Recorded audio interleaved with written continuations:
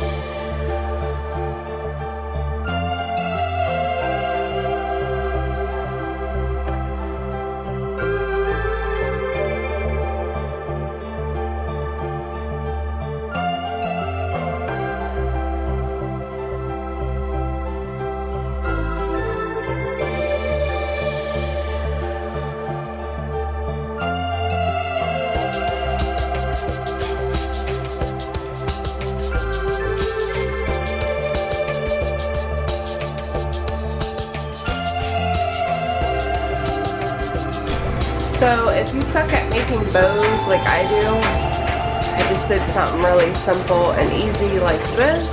Alright, Alright, I know you guys probably can't see this, but I'm taking a piece of string and I'm swooping it through.